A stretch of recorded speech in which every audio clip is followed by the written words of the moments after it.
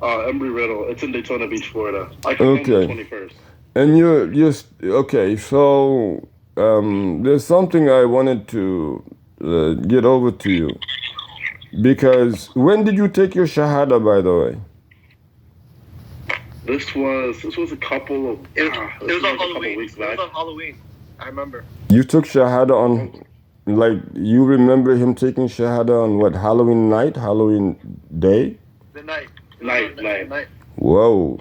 Okay. Interesting. And what do you think, or what was your reason why you decided to become, to take your shahada? For a lot of it, there's a lot of reasons. I think that the biggest one was like I was just looking around. I just wasn't. I don't know. Something just didn't feel right. I was looking at all the corruption, everything that was going on, and those who followed like the previous faith that I had aligned with, they just you didn't see people advocating for it in the way that you do in Islam. So I started researching more, and I started thinking about more, and especially like you got people who are who are Muslim in my circle at least that live by the word and nothing but the word for the most part. But then you look at the opposite. You've got individuals that are shopping cart within their belief, and I just couldn't be associated with that. Even though I'm sure they're fine people, but it just something didn't feel right about it. Mm. So what do you think opened up your mind and your eyes to just start looking around? Well, what were you like? What kind of Christian? Were you Christian or what? Yeah, Chris. Yeah. That was by birth. That's what it was. Mm-hmm. But No. as I got older and I started to look more and Mm. understand more and see more. Mm-hmm. MashaAllah. Were you Plus, raised a Christian? Like your parents, they took you to yeah. church and Oh, everything? 100%. Yeah. Oh yeah. Every Sunday. Mm-hmm. So what kind of Christianity? What kind of branch of Christianity were they practicing? So my mother is heavy Baptist. My dad's not really Christian. However, my dad's grandfather was actually Muslim. He was what? Interestingly enough, my dad's grandfather was Muslim. He Subhanallah. was, yeah. So which is interesting Mm-hmm. because of the way he was from. But yeah, he didn't adopt the same beliefs. Mm. So what did But you yeah, I think? guess What was the most the corrupt? biggest the biggest role to Hmm. me I've been doing that was one night I had a dream. It was again to this day I swear by it. I was with Yusuf. I was in the dream. I was with Sajid and Yusuf, and it was a whole class it was a whole engineering class was there, and it was we were at a table and we're doing what we normally do when we're trying to work out a problem, and I couldn't figure it out. And I looked down and I looked back up and it was just Yusuf and Sajid. And those were the only guys there. And they kept trying to tell me something. They kept trying to say, like, figure it out before it's too late. Figure it out before it's too late. Like don't delay. Like, hurry up. Figure it out before it's too late. And I didn't understand at the time because it was just me. And it was just me, Yusuf and Sajid were sitting at the table. Because we all sat in the same place back in high school in the same room. And then I woke up from that dream and I was crying, but I didn't know why I was crying. It wasn't a sad dream. And yeah. From the dream. Because you all started. I mean, do you think was that before you started your book club?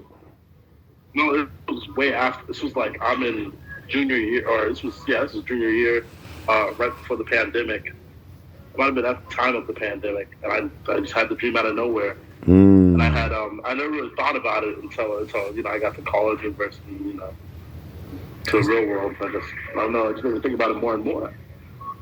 And what did We had you? this conversation a while back. We had talked about the same exact thing. I don't know if you remember, Yusuf. Yeah. And we had talked about it like way back in junior year. And I was a little hesitant at the time. So I felt like if I was going to switch, the reasons wouldn't be my own at the time. But No, yeah. And we went over like the evidences of Islam, and I think you said it was compelling to you, but you said one of the things you were hesitant was like follow through or commitment to the faith. You said you weren't sure if you'd be able to, or you can expand on that. yeah, it was just that I understand that there are times for prayer, and there are certain things and ideals that you have to uphold. To me, it was never the ideals that were the hard part. Because again, I don't drink, I don't smoke. None of that is challenging. So I never, again, even that stuff. Like I never saw the fun in that. Even as I've gotten down to University of Richmond. What was when you say corruption? What was the most corrupt, aspect of Christianity that you saw? It was just one the head of their religion, the Pope currently. There's just so many inconsistencies. Like the exception of homosexuals is one of them. His overall changes in virtue and just the oh no, this is okay if this is okay. And the ones that were surrounded with me and the ones that were around me, they were all just like they would all just get like pissed drunk and then I think that they could just keep doing wrong because of that their sins would be forgiven, so they can sin away. But that's not how it works. But for some reason, that just seems the metric, and even by the current head of the religion, that seems to be the word is that you can do whatever you want. Even the women, like down here in Daytona, God forbid, I would never marry a woman. Oh dear. But anyway, and essentially, no, it's so upsetting because like there was this one individual that like is head of the Bible chapter.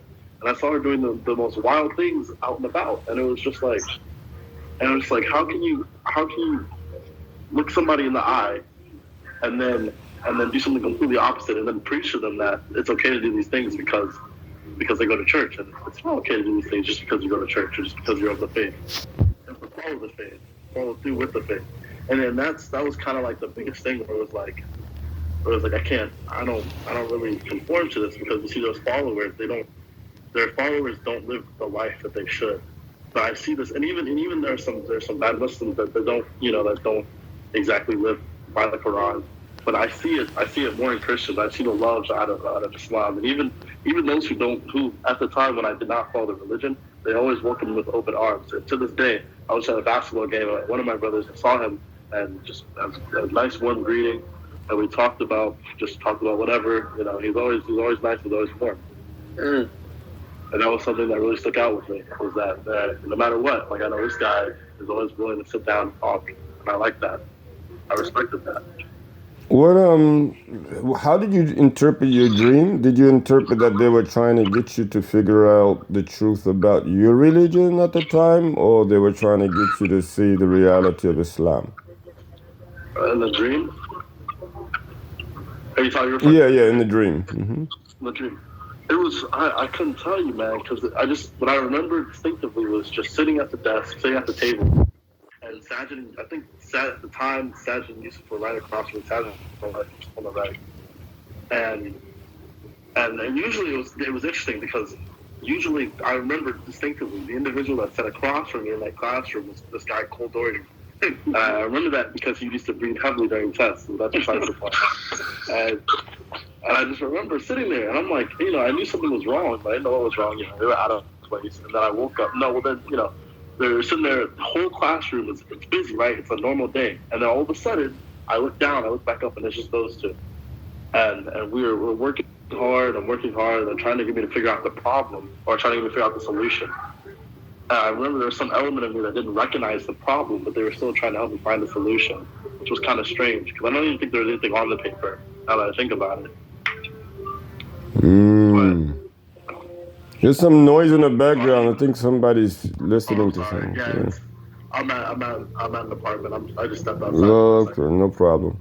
But that's very interesting. So how long did it take after you had that dream to actually, take your Shahada? About 2 years. About 2. It took a good 2 years after that. And why do you think it took so long, after the dream? I couldn't figure it out. You couldn't figure it out. I just couldn't. I didn't understand at the time what that meant. And so, what did you eventually come to it? I mean, eventually you came to the conclusion it meant that you needed to take your Shahada, but how? What about it that related to the Shahada for you? Just the fact that it was a dream, right?